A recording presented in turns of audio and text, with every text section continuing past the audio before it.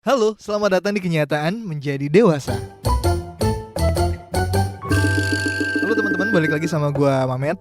Gua mengenal teman gue yang satu ini, orangnya sangat ceria dan juga mudah akrab dengan banyak orang yang meskipun itu baru dikenal gitu kan ya. Anjing lu. Itu gue jablay. Lu bisa, kan gue belum Oh iya. kenalin loh. Ini prolog gue nih. Oke. Nah, dia ini di balik keceriaannya dan banyak banget temannya, ternyata dia punya story behind itu. Woy, keren nih gue. Keren. Dan sekarang gue pengen ngobrol sama temen gue, namanya Kresna Julio. Halo Mas. Halo jamaah, nama saya. Halo pendengar podcastnya Mamet. Lu udah ada nama pendengar lu belum? Temen-temen. Oh halo teman-temannya Mamet, gue Julio. Nah Jul, gue pengen podcast kali ini harus ada isinya Jul ya. Itu yang susah. Tapi kita usahakan ya Met. Jangan bakal ada pembicara-pembicara yang lain. Sebelumnya soalnya Ilham. Iya. Dia kan dewasa banget ya. Susah deh anjir. Lu tau gak gue ngomongin apa? Kambing. Iya. Jul, kasihan Jul, 200 juta Jul. Ya iya gimana, soalnya dia tuh ya ria guys. Jadi dia baru punya kambing berapa ya dipamerin gitu. Kambingnya satu nih berat dipamerin, kata Allah anjing sombong loh gitu. Ditampar beb. Lu tau gak ya waktu itu di Instastory, terus kambingnya suara ayam. Itu juga sama, ada satu fase dia Instastory kambingnya monyong. Kayak sorry kambing lo kayak uya-kuya, boleh lo ganti gak? Sorry mas uya-kuya. Nah itu dia kan teman-teman, Julio sangat hangat sekali kan orangnya. Iya bukan. Nah Jul, gua itu dengerin lo dulu Mama Julio, Papa Julio. Boleh gak anjing gak lo? Maaf. Makanya lo dengerin gua.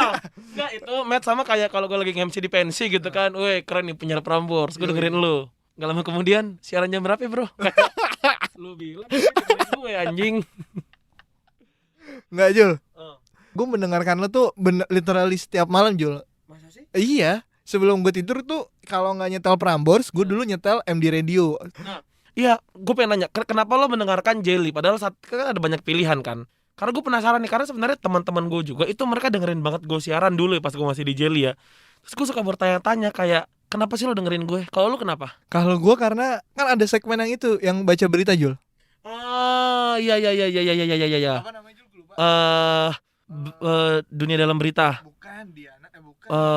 Ya itu Papa lah. Maco Mama Bohai. Ya itu. Iya. Kembali lagi. Iya. Papa Maco dan Mama Bohai. Betul sekali. Terus gue juga dengerin siaran lo pertama bareng Uus yang dihujat itu. Iya betul, menyakitkan. Tapi untung di situ gue bersama Uus yang Uus tuh memang kan dia karakter yang kuat ya. Maksudnya gue belajar banget kayak Uus aja santai, kenapa gue mau kesentil gitu. Terus gue juga dengerin siaran lo pertama bareng Ilham. Yang waktu Ilham datang mukanya kumel banget bro. Sorry, sampai sekarang lu pikir udah gak kumel. I love you John. Sekarang lu pikir udah bersihan mukanya ha? Sampai akhirnya gue datang dan lu suruh-suruh seperti anak magang padahal gue kerja bangsat. Iya nih, dulu pas Mamet waktu masuk Prambors, gue kira anak magang. Soalnya kurus, ceking, apa gak kayak anak magang visualnya. Terus buluk banget ya dulu gue ya. Jujur banget iya sih Met. Kalau sekarang ya udah gendutan tapi buluk masih. Nah setelah itu akhirnya gue jadi produser Sunset Trip bareng lu sama Mas Ilham. Betul sekali. Terima kasih banyak sudah membantu Sunset Trip, Mamet. Kita punya kenangan indah gak sih Jul? Gue gak tahu ya Met, karena mungkin lu kan tuh tipe orang yang sangat kreatif. Lu tuh tipe fighter. Ibarat kata kalau di Attack on Titan lu tuh Aduh anjing lu nontonnya. Bisa analoginya beda gak sih? daripada saya bilang Grey's Anatomy. Lu bilang Yu-Gi-Oh. Gue gak nonton anjing. Diam dulu. Ibarat kata kalau di Attack on Titan lu tuh Eren, jadi lu tuh tipe penyerang gitu, kayak di luar. Bola ya. Iya betul, itu striker ternyata yang lebih mudah kawan.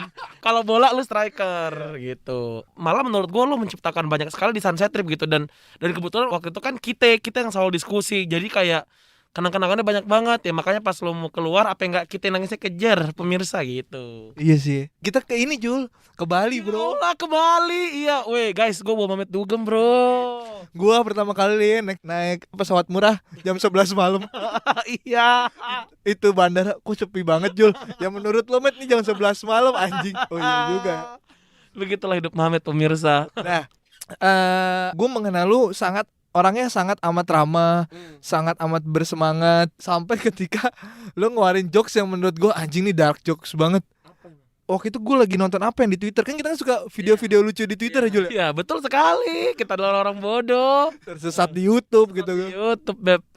Terus Terus kalau nggak salah Aukarin atau siapa gitu gue lupa, terus katanya halah dia begitu dia oh begitu. dia tuh oh gini, waktu itu gue kesel met soalnya kebanyakan anak yang nakal apa segala macam tuh nyalainnya tuh kondisi, menyalahkan keluarga, nyalain orang tua. Terus gue kayak anjing, gue aja broken home dari umur 2 minggu, baik-baik aja hidup gue. Nah di situ gue antara mau ketawa sama kayak Kasian. iya kayak anjing gue harus bersikap apa, tapi lucu banget lagi bangsat. Ya tapi kan emang setuju dong mas. Ini suara gue jelas gak sih pakai masker? Ya menurut lo dengan suara lo gede dengan ini sampai merah pik. Iya ya, siapa tahu kayak denger suara doang. Enggak, iya karena menurut gua tuh sangatlah bullshit dan tai ketika lu tuh menyalahkan situasi atas semua kekurangan lo. Ngerti gak lo?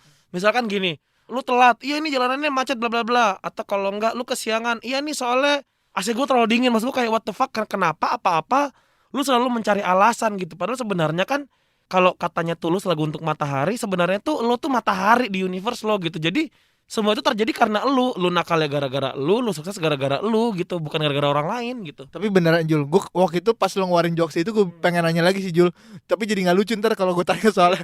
Lo tau apa yang anjingnya? Bapak mama gue cerai dari gue umur 2 minggu. Nah itu. Maksud gue pemirsa, boleh entaran gak? Boleh jangan pas gue masih merah gak lu cerai? Mungkin pas gue TK mungkin gue udah ada kenangan sama babe baru lu cerai gitu. Kenapa masih cilik kita dicerai? Nah tapi lu tahu lu di aduh gue jadi Oh apa mas? jadi speechless gue Jul. Nah lu tahu akhirnya bokap nyokap lu udah bercerai di umur 2 minggu karena Nyokap gue selalu cerita terus kayak, hei kamu itu mama ini cerai sama bapakmu dari kau umur 2 minggu, dari kau masih merah-merah mama bawa lari kau. Terus gue pikir itu kan ribet ya, kayak lu lari dari rumah lo, anak lo masih kecil, kenapa lu gak tunggu gedean aja sih nyet, sabarlah Ella gitu. drama juga emak lu ya. Wah emak gue drama banget, emak bapak gue drama, makanya mereka cerai. Gimana sih lo? Kalau nggak drama nggak cerai anjing.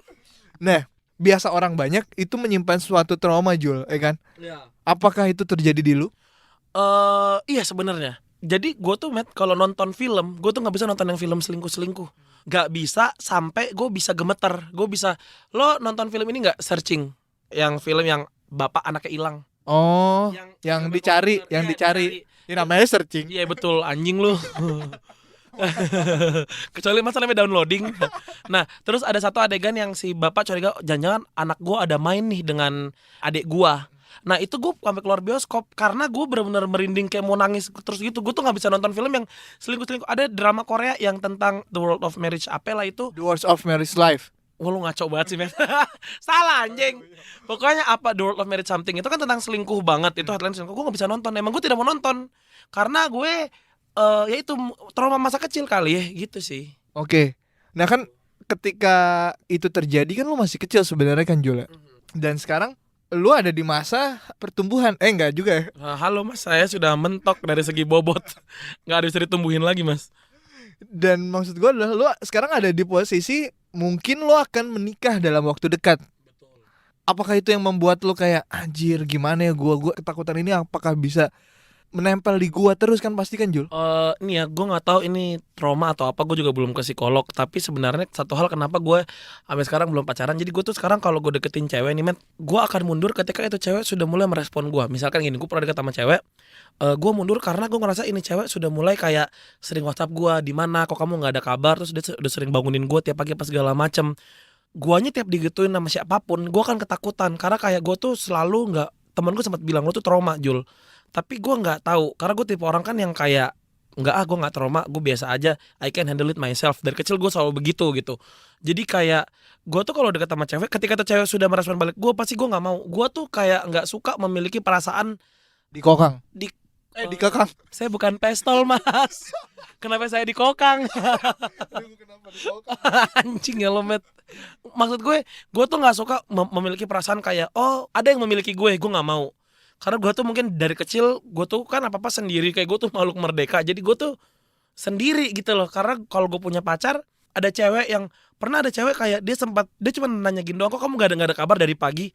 Saat itu juga gue mundur met, karena kayak enggak, you don't own me gitu. Enggak, dari dulu gue nggak pernah berinteraksi intens sama siapa-siapa. Kalau kata temen gue sih itu trauma. Gue sih cepet-cepetnya pengen ke psikolog sih.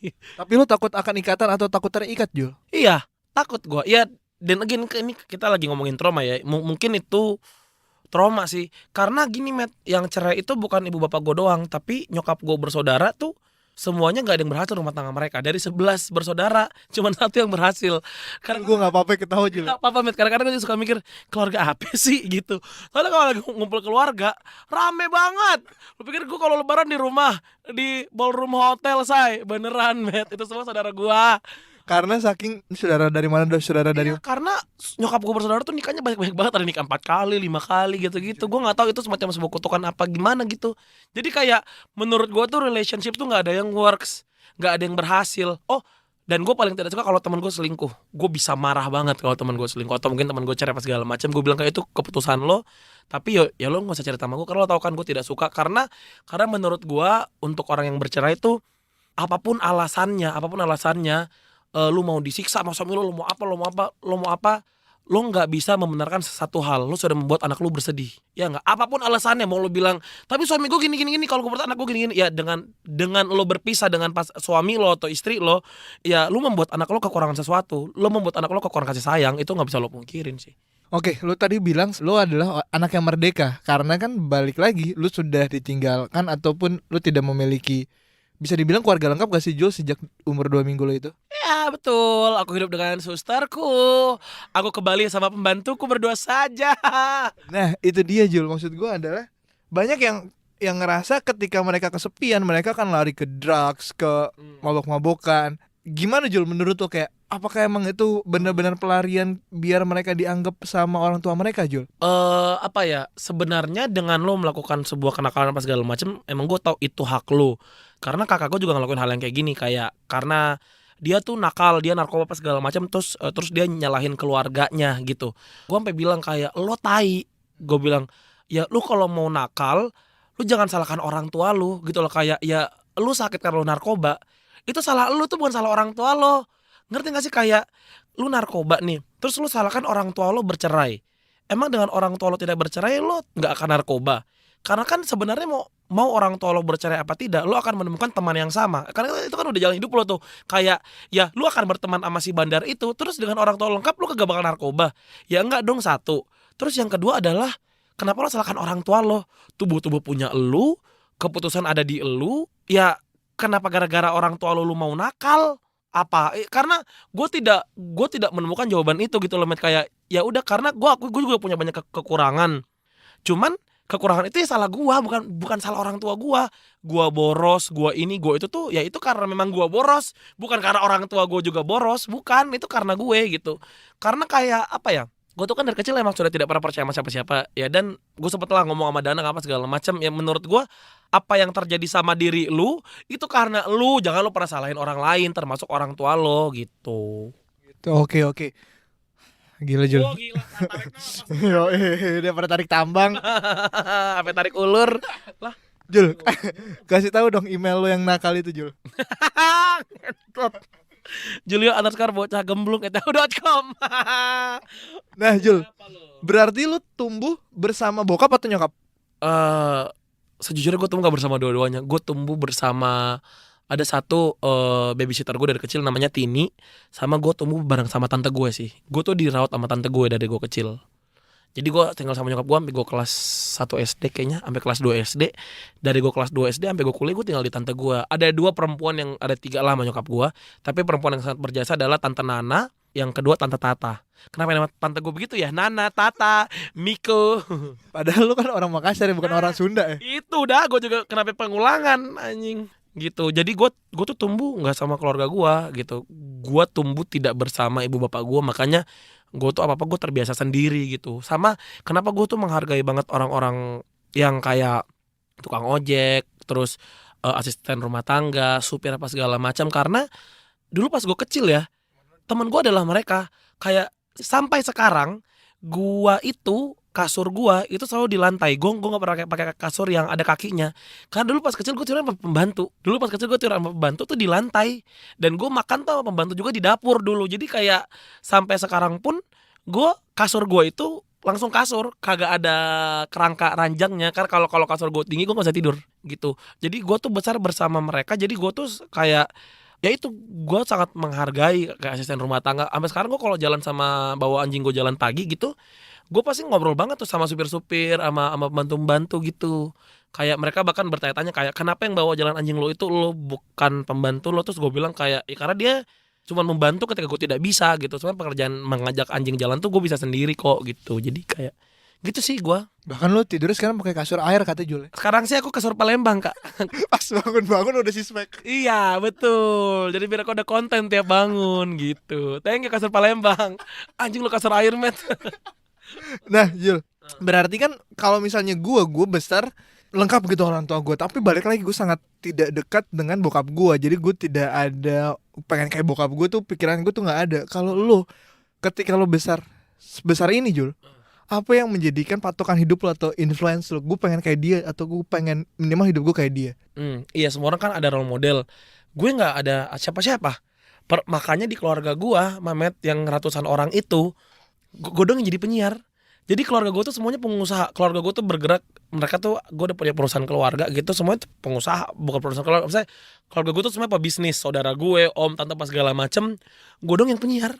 Sampai pas gue pertama kali jadi penyiar radio, maksudnya gue dong yang bergerak di bidang entertainment gitu. Gue dan profesi gue sekarang itu di keluarga gue literally cuman gue doang, satu nggak ada lagi. Ame kayak pas nyokap gue kayak bilang, kamu nih bakat dari siapa sih gini-gini. Gue kayak, ih gue juga nggak tahu. Siapa suruh lu nggak begede sama gue gitu. Maksudnya kayak, makanya gue bilang gue tuh free spirited man, karena gue tuh memang dari kecil gue nggak ada role model. Gue tuh benar-benar kayak contoh kuasa Tuhan deh. Emang Tuhan yang gue besar karena Allah sih gitu loh. Kayak wow mencret man. Kayak semua rezeki, semua kemampuan itu tuh benar-benar gue merasakan sih. Kayak ya semua tuh dari Allah gitu loh. Kalau nggak ada Allah gue nggak jadi apa-apa sekarang anjir. Oke Jul, nah itu yang pengen gue juga tanyain. Ketika lo, let's say kan lo tidak dekat dengan bokap nyokap, berarti kan lo tidak melihat apakah mereka beribadah atau apa. Tapi gue melihat lo adalah orang yang sangat rajin beribadah Jul. Sholat lo pasti lo tegakkan meskipun lo bandel, itu urusan lain lah ya. Nah itu lo mengambil dari siapa lo? Dan tadi juga pun lo mention berkat kuasa Tuhan. Kan ada juga ketika orang yang let's say dia berantakan, nggak ada hidup, nggak ada tujuannya, mereka juga tidak percaya akan adanya Tuhan gitu, karena mereka merasa dibuang mungkin. Kalau lu gimana? Kalau gue sih dulu gue sempet hidup sama tante gue yang agamis banget emang Matt. Dia agamis banget sampai kagak denger radio. Pusing gak lo? Kagak denger musik. Waduh doe gue kalau ke rumahnya kagak ada TV, kagak ada musik. Sorry kita di Gontor. Rumahnya gede, kagak ada TV, kagak ada musik. Anjing mending gue tinggal di gubuk. Bisa nonton, bisa denger radio. Bangsat. Ya itu maksudnya dulu emang gue hidup dengan tante gue yang agamis banget. Ya mungkin secara tidak langsung dia yang memberikan gue contoh bahwa emang sebenarnya setiap umat itu beragama gitu. Ada Tuhan dan ada hambanya. Nah lu sebagai hambanya ya yang lo sembah adalah Allah gitu. Jadi kayak, dan gue SMP kan dia Lazar. Maksudnya kayak sebadung-badungnya gue, semabok-maboknya gue, ya gue emang tahu lo harus sholat 5 waktu gitu. Jadi kayak itulah kelebihan menjadi anak Al-Azhar ya. Sebandel-bandelnya kamu tahu agama gitu. Masuklah Al-Azhar Pusat. Nah oke Jul, kasih tahu Jul cerita lo tentang yang ketika lo dugem tiba-tiba ada nyokap lo Jul. Wah tuh anjing guys. Jadi waktu itu gue mau dugem nih, deng. Ada satu klub namanya Sentro. Terus gue udah bohong tuh sama mak gue. Jadi ada satu teman gue perempuan, emang sore kayak ibu-ibu. Gue suruh dia nelpon ke nyokap gue, bilangnya SMP Islam Al-Azhar lagi mau studi tour ke Anyar gitu. Udah lah dia izin ke Anyar. Malam gue lagi dugem di Sentro, gue lagi ngantri guest list gitu. Tiba-tiba ada teman mak gue teriak, Julio. Pas gue nengok, dang, wah mak gue lagi antri VIP. Gue panik banget. Gue pikir gue bakal dimarahin kan. Terus kata mak gue, kamu sama siapa? Sama teman-teman aku. Kenapa belum masuk? Kenapa belum masuk? Bukannya disuruh pulang? Ya mah lagi ngantri sini sama mama. Gue ternyata di situ mak gue udah petinggi. Maksud gue, mak gue VIP, tablenya spesial. Ya Allah, gue masuk sama mak gue deh di situ. Nah ini adalah salah satu keunikan yang bisa gue bilang nggak semua orang bisa mendapatkannya. Tiba-tiba Julio ini ketemu nyokapnya di tempat yang mungkin nggak lo sangka-sangka kali Julio. Ya betul, aneh sekali pemirsa. Ketemu di diskotik bersama ibumu. Tak kamu duga kan? Biasanya disuruh pulang. Biasanya kita disuruh pulang. Sekarang kita joget bareng sama ibu gue gitu sih. Tapi emang gitu karena ya waktu gue SMP tuh nyokap gue dan tante-tante gue tuh masih muda juga. Oke Jul, gue bisa bilang keluarga lo adalah keluarga kaya Jul. Apalagi di Makassar. Karena lo bilang rumah lo deket Fadli Padi. Ya, salah satu sebelahan guys, sebelahan. Gila lu. Gue sampai bilang ke Mas Fadli, Sedulu saya sering teriak-teriak kalau di depan rumah Mas. Masa sih saya nggak dengar? Lah ya iya kan rumah lu gede anjing. Saya pikir rumah gue juga kecil kan. Kalau rumah gede teriak mana denger. Karena rumah gue sama Mas Fadli Padi literally sebelahan. Dan itu salah satu komplek terbesar di Makassar kali Jul. Aduh, kok berat nih bilangnya guys. Iya. Tapi iya ya waktu itu komplek pemerintahan namanya. Oke, menurut lu ketika lu besar dengan lu tidak kekurangan sih Jul menurut gua. Mungkin ada orang yang ketika orang tuanya bahasa Inggrisnya cerai apa? Divorce. Eh, Lu bilang cerai anjing. Lu kira kita di BBC FM.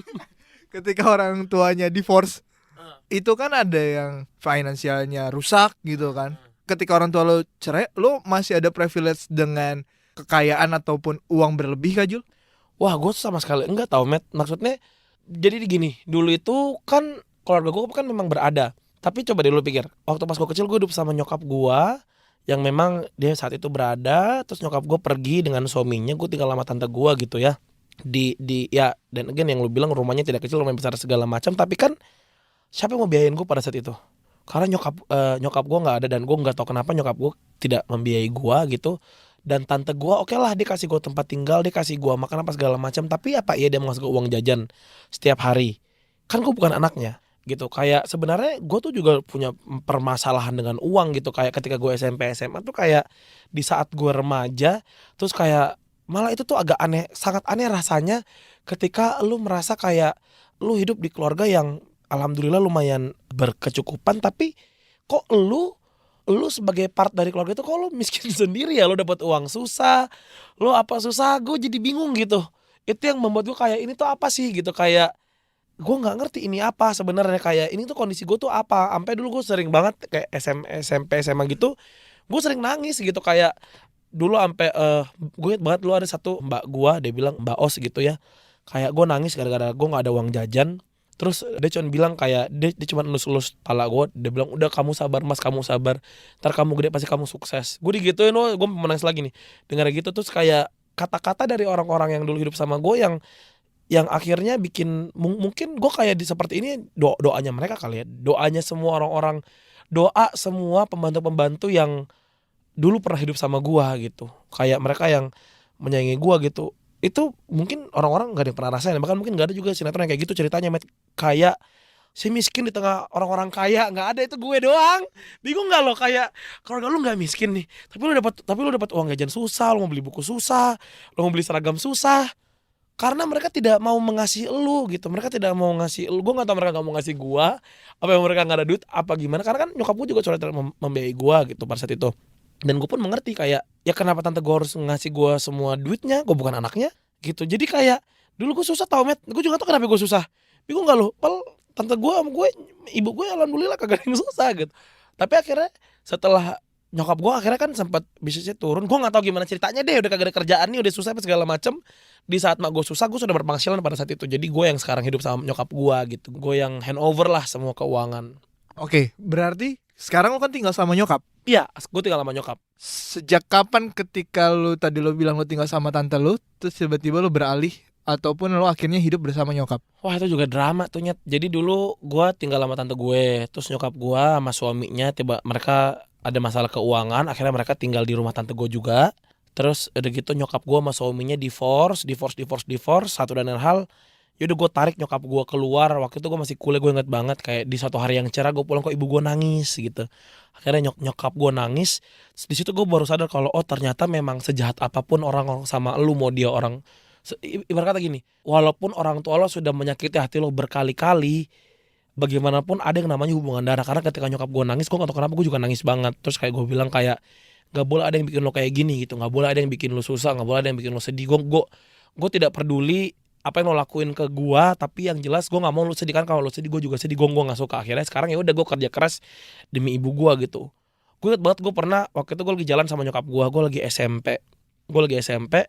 Terus nyokap gue biasalah pakai tas segala macam. Waktu itu ada salah satu brand bernama lah. Terus ada Ternama Jul. iya ternama. sorry.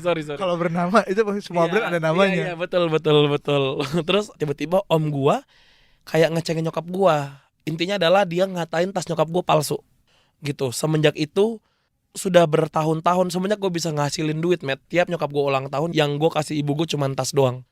Karena gue pengen kayak nih gue beliin lo tas mahal, gue beliin lo tas branded, biar orang-orang gak ngata-ngatain lo lagi. Emang kadang-kadang tuh ada hal dari kecil tuh yang kayak dek gitu nyelekit di hati lo. Dan mungkin yang paling nyelekit adalah ketika orang-orang ngatain ibu gue tasnya palsu. Makanya sampai sekarang gue beliin ibu gue, semua duit gue beliin itu habis buat beliin nyokap gue tas branded. Sampai ada satu fase dia ngasih tasnya ke temennya. Anjing gak Mamet? Tas yang dikasih lu. Iya, gue beliin dia tas mahal, itu tas dikasih ke temennya, terus temennya kasih dia tas yang jelek banget. Gue kayak astagfirullahalazim gitu.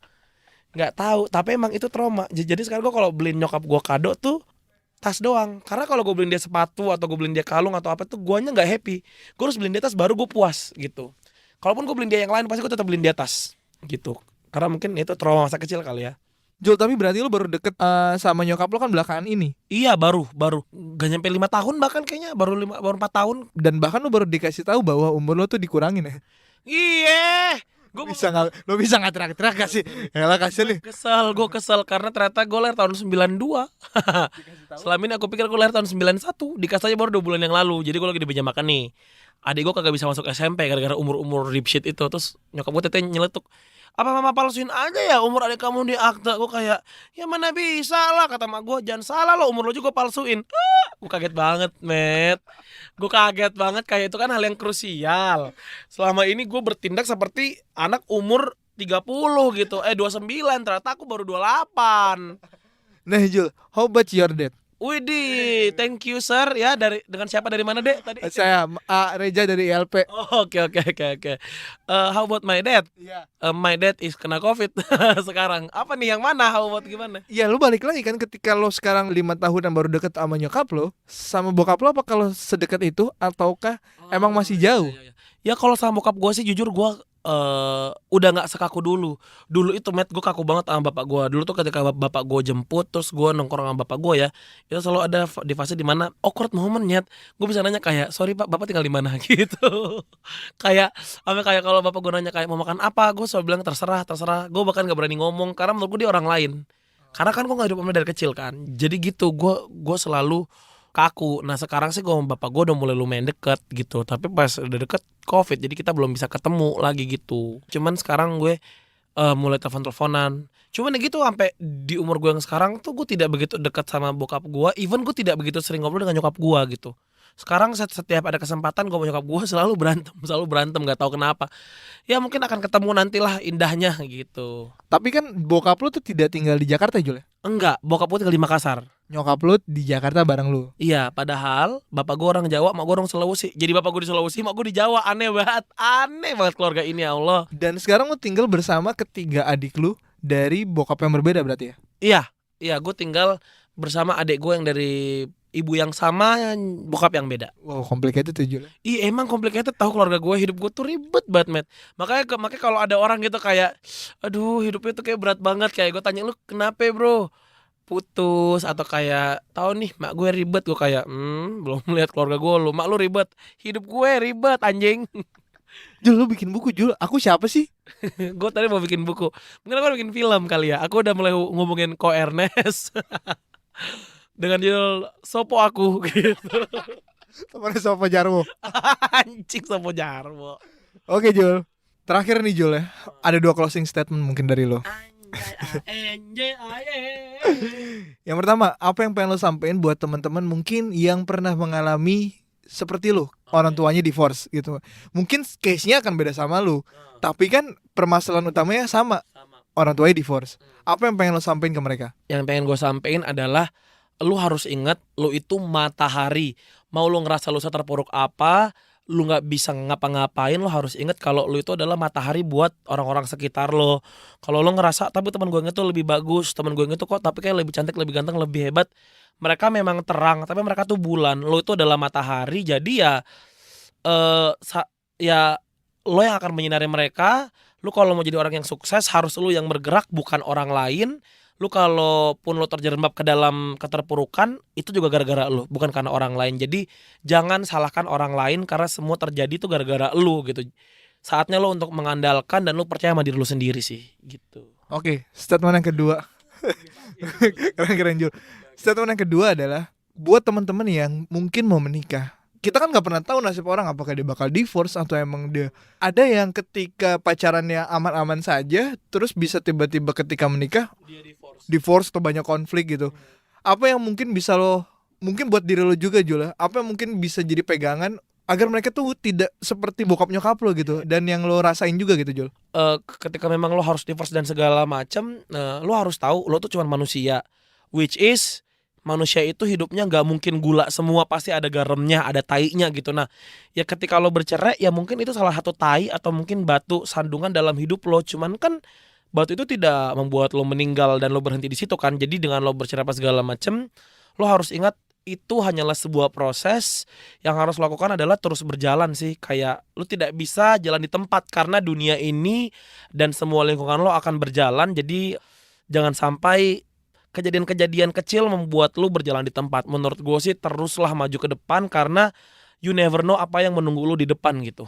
Lo tidak pernah tahu hal menyenangkan apa yang sudah menunggu di depan lo. Jadi ya tetap harus jalan sih. Jul, terima kasih banyak nih Jul. Gila, 33 menit. Lah anjing kok lama banget, Matt? Oh emang selalu gitu ya? Oke, sorry. Ya terima kasih buat teman-teman Mamet. I love you, my name is Julio. For you. Anjing kenapa ngatain orang for you?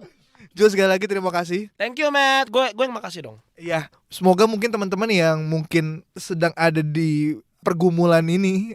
Betul. Apalagi lagi COVID gitu, lu yang lagi stres apa segala macam. Gue pun sama, detik ini pun gue lagi punya masalah. Gue lagi ada yang gue pikirin. Cuman then again itu semua hanya proses. Kalau kata Danang adalah lu harus telan. Jangan lu tolak-tolak terus. Kayak nggak boleh terjadi sama gue, tidak boleh. Lu harus telan biar itu jadi tai. Karena ketika itu sudah jadi tai, itu nggak akan balik ke lu lagi. Karena tai itu bukan buat manusia. Jadi apapun masalah di hidup lo, telan, kunyah, hadapin. Biar dia jadi tai, biar lo bisa ngelewatin itu. Gitu. Mantap Julio, ada lagi nggak Jul? Mau gue closing nih Jul. Iya closing. Oke saya diam, dadah. Sekali lagi terima kasih buat teman-teman. Sampai bertemu di episode selanjutnya. Bye-bye. Bye-bye.